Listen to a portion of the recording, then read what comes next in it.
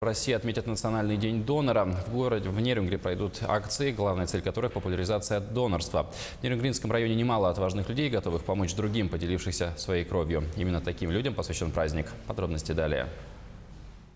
С самого утра в Нерюнгринской станции переливания крови очередь. Здесь активные и неравнодушные люди – доноры. Один из них – Александр. Вот постоянно. Ну, уже где-то раз 5, наверное, сдавал. Начинается процедура с обязательного медосмотра, анализ крови и осмотр терапевта. Тем, кто сдает кровь в первый раз, также определяют группу и резус-фактор. Галина ждет результатов своих анализов, а пока пьет чай. Перед сдачей крови это можно себе позволить. Попробовать это для меня интересно, во-первых. Во-вторых, я понимаю, что тем, что я сдаю кровь, я могу помочь кому-то.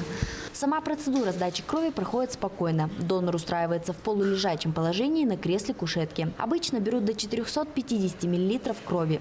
Процедура занимает около 10 минут. После процедуры врачи советуют не спешить покидать станцию. Лучше некоторое время спокойно посидеть, чтобы организм успокоился. Кроме того, медики, наблюдавшие за донорами, отметили, что сдача крови положительно влияет на состояние их здоровья. Дающая кровь, они стимулируют и свой иммунитет, также донорство является и омолаживающим эффектом, помогает контролировать массу тела. То есть это очень полезное дело и нужное всем людям.